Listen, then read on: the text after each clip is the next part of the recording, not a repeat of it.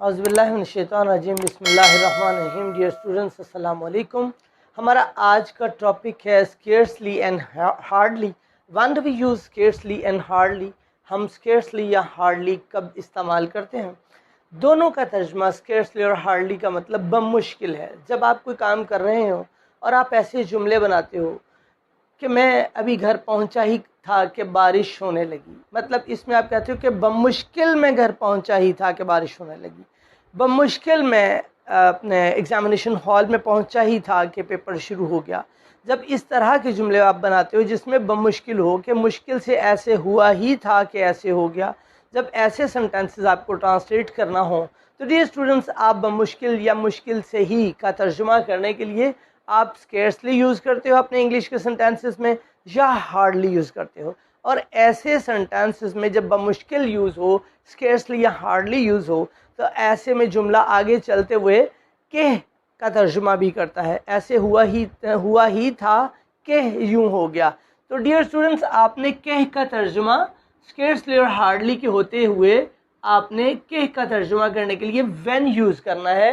अगर स्केर्सली और हार्डली के होते हुए आपके सेंटेंसेस के अंदर के का तर्जुमा आप व्हेन से करते हो तो ठीक है, लेकिन अगर आप इसका तर्जुमा दैट से करते हो, क्योंकि आमतौर पर के का तर्जुमा दैट से भी किया जाता है, आप अगर दैट से करते हो तो ये आपका इनकरेक्ट होगा। ठीक है, तो आपने व्हेन से इसका तर्जुमा, के का तर्जुमा करने के लिए व्हेन करना है यूज़, जब आप स्केर्सली या हार्डली किसी सेंटेंस में इस्तेमाल कर रहे हो।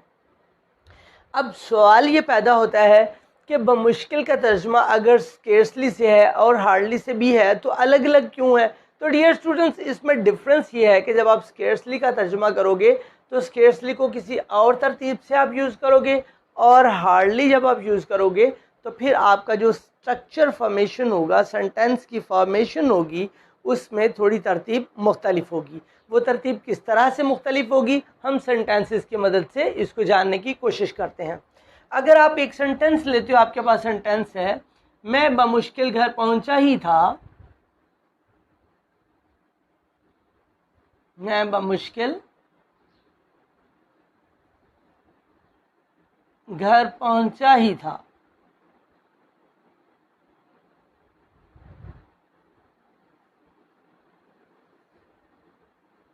कि बारिश होने लगी।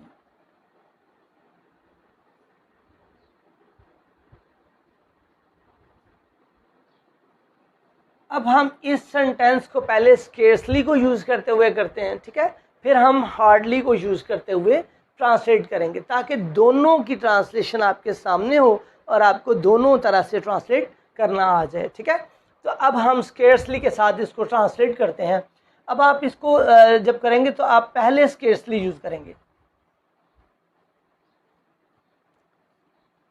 और स्केर्सली के बाद आप हेड लगाएंगे। Scarcely head I reached, scarcely had I reached home when it began to rain.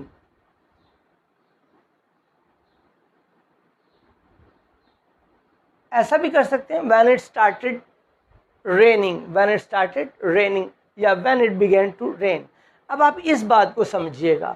अब देखिएगा, आमतौर पर होता है मैं घर पहुंचा ही था, तो ऐसे I had reached home, ठीक है, लेकिन यहाँ पर क्या हो गया, जैसे इंट्रोगेटिव सेंटेंसेस में हेल्पिंग वर्ब सब्जेक्ट से पहले आता है, सब जब आप स्केर्सली यूज़ कर रहे हो तो उसमें सब्जेक्ट से पहले आपका हेल्पिंग वर्ब हैड आएगा। ठीक है, तो अब आपने तर्जुमा क्या किया, इसका स्केर्सली लगाया, देन आपने हैड यानी हेल्पिंग वर्ब और फिर सब्जेक्ट और फिर सेकंड फॉर्म ऑफ वर्ब।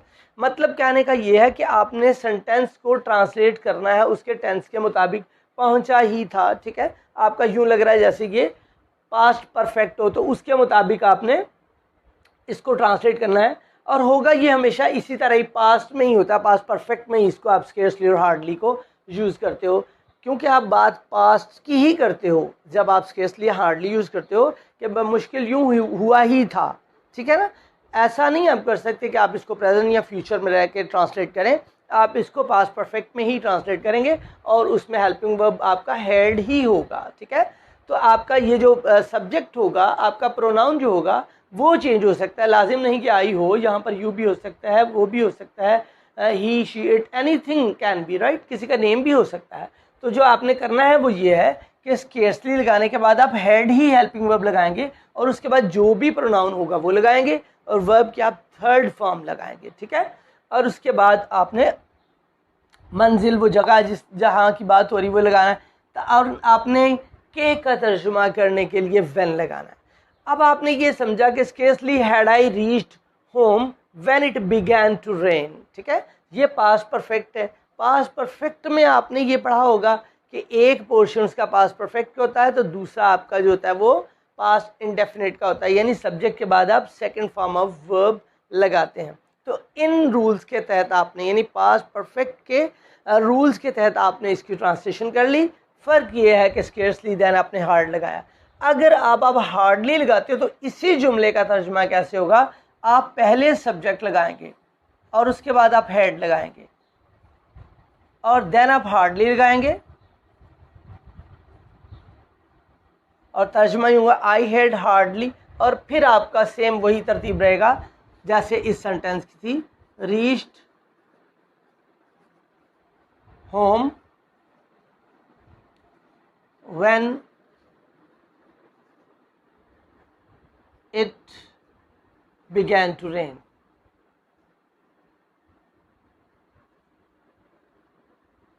फ़र्क क्या हुआ, ओनली जो डिफरेंस है वो पहले वाले पोर्शन में इतने से पोर्शन में आपका डिफरेंस है, यानी स्केर्सली हैड और सब्जेक्ट का, और यहाँ पर क्या हुआ, I had hardly reached home. Bakiya portion आपका सेम वही तरतीब से रहेगा जैसे ऊपर वाले में। दोनों स्केर्सली और हार्डली में जो डिफरेंस है वो बड़ा माइनर से है और वो ये है। अगर आपको ऐसा सेंटेंस मिल जाए तो ऑप्शनल होगा, आप दोनों में से जो भी वर्ड चाहे आप स्केर्सली लगाएं या आप हार्डली लगाएं, आपने सिर्फ जो चूज़ करना है वो ये है कि आपको ये वाला पैटर्न अच्छा लगा, स्केर्सली हैड आई रीच्ड या आई हैड हार्डली रीच्ड, ये इतनी सी चेंज है। बाकी आपने पास्ट परफेक्ट के रूल्स को समझते हुए इसको ट्रांसलेशन करनी है, ठीक है। एक और सेंटेंस मैं आपको देता हूँ, आप उसकी मदद से मज़ीद इसको समझने की कोशिश कीजिए। सपोज़ आपके पास सेंटेंस है, वो सेहतियाब हुआ ही था, वो बमुश्किल सेहतियाब हुआ ही था, ठीक है। हम इसको बमुश्किल को भी यूज़ करते हैं ताकि आपको स्केर्सली हार्डली का जो है पता चल सके। वो बमुश्किल यानी मुश्किल से अभी सेहतियाब हुआ ही था, यूं भी कह सकते हैं, वो मुश्किल सेहतियाब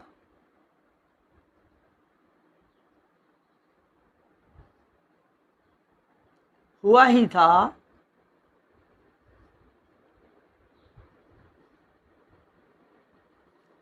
कि फिर बीमार पड़ गया।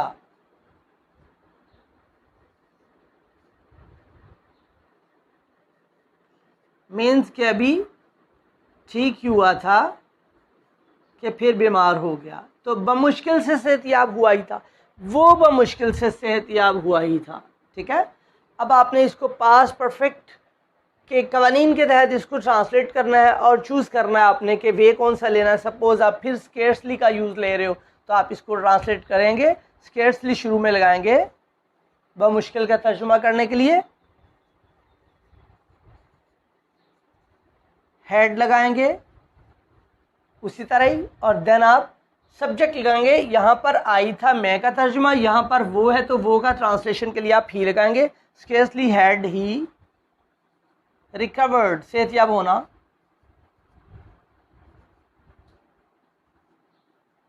स्केर्सली हैड ही रिकवर्ड, वो अभी बमुश्किल सेहतियाब हुआ ही था।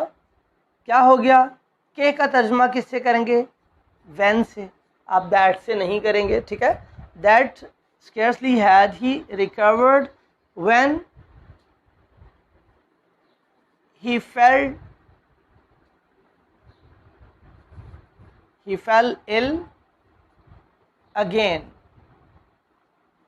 कि वो दोबारा बीमार पड़ गया। स्केर्सली हैड ही रिकवर्ड, वो बमुश्किल सेहतियाब हुआ ही था।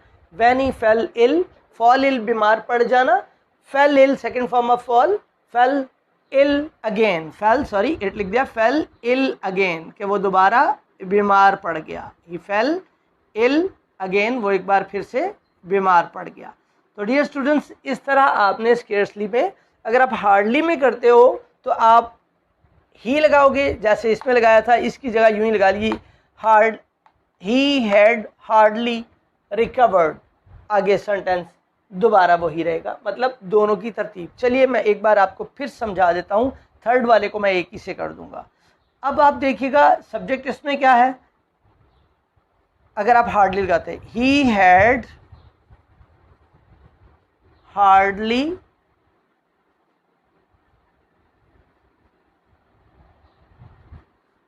recovered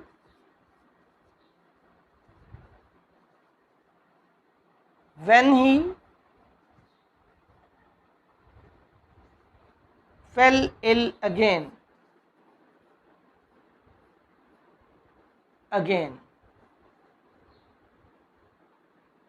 तो ये आपने देखा कि दोनों में scarcely had he recovered when he fell ill again, और यहाँ पर जब आपने हार्डली लगाया तो पहले सब्जेक्ट देन आपने हैड लगाया, देन आपने हार्डली लगाकर थर्ड फॉर्म ऑफ वर्ब लगा दी, और उसके बाद सेम वही बाकी का जो पोर्शन था वो लिख लिया, when he fell ill again, when he fell ill again. अब आपने देखा इसको भी मैंने स्केर्सली के साथ और सेकंड मैंने हार्डली के साथ किया ट्रांसलेट। यहाँ पर भी मैंने स्केर्सली के साथ तरतीब रखी और देन मैंने आपको हार्डली के साथ ट्रांसलेट करना सिखाया।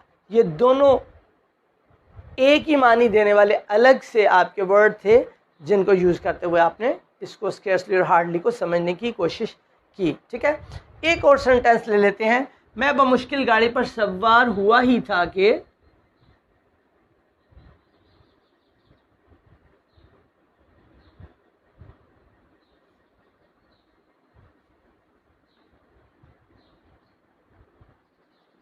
सवार हुआ ही था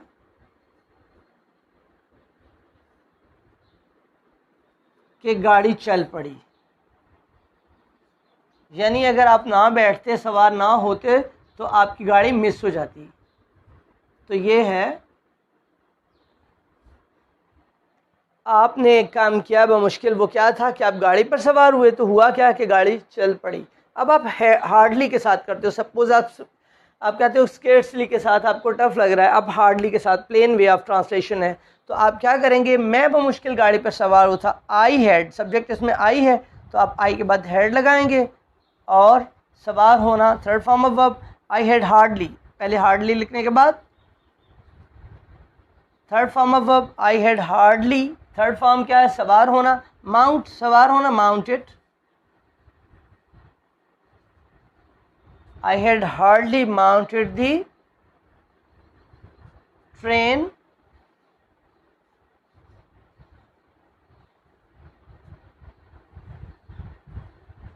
when it moved या started या left for। ठीक है, तो आप कहेंगे when it started, कि ये चल पड़ी, स्टार्ट हो गई। ठीक है, इसका इंजन का वर्किंग में आ गया। I had hardly mounted the train when it started. और इसको अब आप स्केर्सली, इन सेंटेंसेस को देखते हुए खुद से ट्रांसलेट कीजिएगा, स्केर्सली को यूज़ करते हुए बमुश्किल का तर्जुमा करने के लिए। ये एक यूनिक चीज़ है डेफिनेटली। आपको जब आप इंग्लिश लर्न कर रहे हो तो आपको हर तरह का सेंटेंस आना चाहिए। तो आज का ये स्केर्सली और हार्डली का यूज़ बमुश्किल का तर्जुमा करने के लिए आपको कैसा लगा, आपने कमेंट सेक्शन में हमें अपनी राय का इजहार करना है। और इस तरह ही तमाम टॉपिक्स जो हैं उसको लर्न करते रहिए और अपने अंदर इंटरेस्ट डेवलप करिए। कोई भी चीज़, मैं अक्सर अपने स्टूडेंट्स से कहा करता हूँ कि आप बुक्स को रीडिंग करो, आप स्टडी करो इल्म हासिल करने के लिए, ना कि इम्तिहान पास करने के लिए। क्योंकि इम्तिहान तो 33% लेने वाले भी पास कर लेते हैं, लेकिन इल्म का ज़ख़ीरा उनके पास ज़्यादा होता है जो किताबों को तालीम हासिल करने के मकसद से पढ़ते हैं या अपने टीचर्स की बात को कुछ हासिल करने के मकसद से सीखते हैं। मेरी दुआ है अल्लाह ताला आपके इल्म में इजाफ़ा फ़रमाए, मेरे इल्म में भी इजाफ़ा फ़रमाए, क्योंकि इल्म तो समंदर है, इसकी तकमील कभी नहीं हो सकती, कभी भी इल्म मुकम्मल नहीं हो सकता कि हम हासिल कर लें इल्म की प्यास तो कभी नहीं बुझती। हमें इल्म से अल्लाह ताला प्यार दे और आपको हमेशा कामयाब रखे। मिलते हैं इंशाअल्लाह अगली वीडियो में, तब तक के लिए इजाज़त। अल्लाह हाफ़िज़।